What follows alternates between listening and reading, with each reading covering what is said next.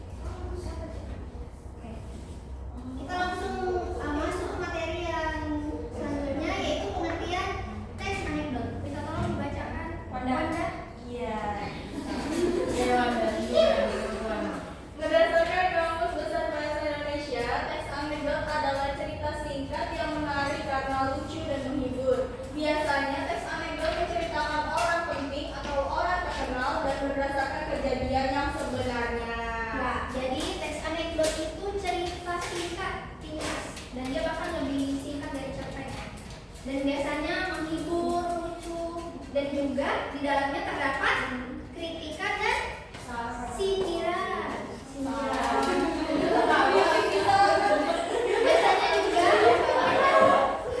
Biasanya juga berdasarkan dengan kejadian yang sebenarnya. Biasanya berdasarkan fenomena-fenomena sosial yang terjadi, dan juga biasanya menceritakan orang penting atau orang terkenal. Next, selanjutnya tujuan dari teks anekdot. Tujuan teks anekdot itu apa sih? Tujuannya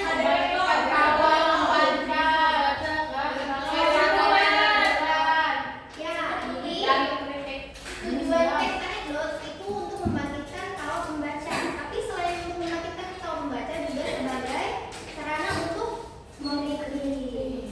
Nah, kemudian apa bedanya sama humor? Ada yang bisa bedain?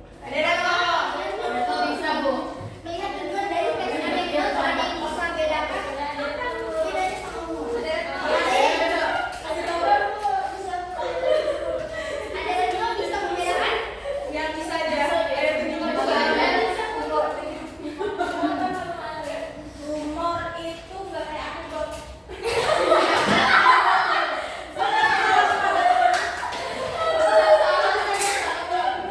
Kalau anekdot kenapa? Kalau humor kenapa?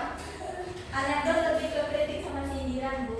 Ya, anekdot di dalamnya itu terdapat kritik dan sindiran. Sedangkan humor di dalamnya ada kritik dan sindiran. Tidak ada? Tidak ada. Jadi itu yang perbedaannya. Kalau humor itu hanya untuk menghibur, tapi kalau teks anekdot itu di dalamnya terdapat pesan yang ingin disampaikan. Nah, kemudian kita masuk ke dalam ciri-ciri teks anekdot. Yang pertama, lucu dan dapat memberikan hiburan. Sudah pasti, teks anekdot itu lucu dan dapat memberikan hiburan. Yang kedua, isinya dapat berupa sindiran. Jadi kalau misalnya di dalam tidak ada sindiran, itu bukan teks anekdot, melainkan apa tadi? Humor. Nah, selanjutnya berasal dari kisah yang sebenarnya. Biasanya berasal dari fenomena-fenomena sosial yang terjadi. Contohnya di dalam stand up comedy itu menyindir ibu-ibu yang bawa motor, belok asal belok, gitu ya, ada rating. Itu contoh yang berasal dari kisah yang sebenarnya. Kemudian mengisahkan kehidupan orang terkenal. Nah, selain mengisahkan kehidupan orang terkenal, itu bisa juga mengisahkan orang-orang biasa seperti kita ya. Kalau kita sebutnya netizen, ya. Kemudian media untuk memberikan kritik dan sindiran. Jadi anekdot itu merupakan media untuk memberikan kritik dan sindiran. Nah, selanjutnya kita akan pelajari struktur teks anekdot. Nah, untuk lebih mudah mengingatnya, kalian bisa singkat menjadi oke. Bisa diolah oke. Oke ini apa aja? Pertama O. Ya, orientasi. Yang kedua komunikasi. Yang ketiga evaluasi. Nah, untuk orientasi itu apa sih? Orientasi adalah bagian anekdot yang berisi pengenalan kondisi atau karakter. Nah, jadi di bagian orientasi itu pengenalan tokoh maupun kondisi yang terjadi di dalam cerita. Kemudian komplikasi, kita perlu dibacakan. Susi. Berisi masalah yang dihadapi kelompok. Pada bagian ini penulis menyampaikan puncak cerita yang mengundang tawa sekaligus kritikan terhadap topik yang diangkat. Ya, jadi komplikasi ini berisi konflik ya. Konflik atau masalah di dalam cerita yang ingin disampaikan dan yang nantinya akan mengundang tawa pembaca sekaligus kritikan. Selanjutnya evaluasi. Evaluasi itu berisi komentar terhadap isi atau pesan dari fenomena yang telah diceritakan. Jadi bagian evaluasi ini merupakan bagian kesimpulan dari keseluruhan cerita yang diceritakan. Nah,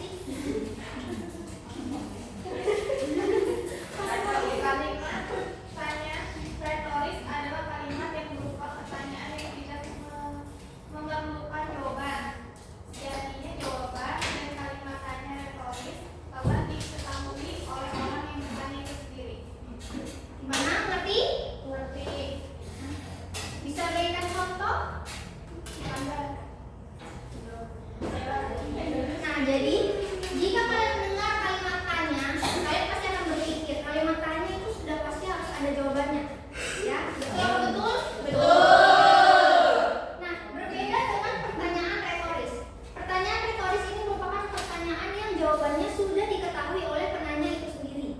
Bahkan sudah diketahui oleh semua orang. Contoh, siapa yang tidak ingin bahagia? Stella. Siapa yang tidak ingin bahagia? Nggak ada. Pertanyaan itu, tidak ingin bahagia, semua ingin bahagia? Ya. Semua pasti ingin bahagia. Jadi pertanyaan itu sudah diketahui oleh semua orang. Nah, kemudian selanjutnya ada majas sindiran. Nah, majas sindiran adalah majas yang digunakan untuk menyindir seseorang. Majas sindiran bertujuan untuk mengungkapkan maksud dengan cara menyindir agar meningkatkan kesan dan makna kata terhadap pembaca atau pendengar. Sindiran, sudah jelas ya dari kata sindiran, itu berarti menyindir ya, menyindir seseorang. Jadi majas sindiran ini adalah majas yang digunakan untuk menyindir seseorang. Nah, selanjutnya ibu mau ngasih tahu sindiran itu mempunyai tingkatan. Kok bisa? Bisa. Jadi tingkatan sindiran itu mulai dari rendah, sedang, dan tinggi. Nah, itu kita bahas ya. Yang pertama ada majas ironi. Majas ironi adalah majas yang menggunakan kata-kata yang bertentangan dengan makna sesungguhnya. Contoh, ada yang bisa kasih contoh? Yang di pertama tadi, ih suaramu bagus, suaramu bagus. Atau ada contoh lain, temannya telat, kemudian kalian menyahut, ih kamu pagi sekali datangnya, sampai-sampai yang lain sudah pulang semua. Nah, itu merupakan kalimat yang bertentangan. Kamu pagi sekali datangnya, sampai-sampai yang lain pulang semua. Pulang semua berarti dia telat kan? Ya. Berarti datangnya tidak pagi. Ya. Nah, itu merupakan contoh dari contoh dari majas ironi. Nah, kemudian majas sinisme, yaitu majas yang digunakan untuk menyindir seseorang secara terang-terangan. Nah, jadi majas sinisme ini majas yang digunakan untuk menyindir orang secara terang-terangan. Contoh, untuk apa ada peraturan jika ujung-ujungnya dilanggar juga? Nah, itu merupakan contoh dari sinisme. Itu apakah menyindirnya secara terang-terangan? Ya. Nah, tapi masih memakai bahasa yang Halus. Nah, kemudian nih, tingkat tertinggi dari majas sindiran yaitu majas sarkasme. Itu adalah majas yang penyampaiannya dilakukan menggunakan kata-kata keras, kasar, ya. Sarkas kalau dibalik kasar. Contohnya di aku. Contoh. Boleh.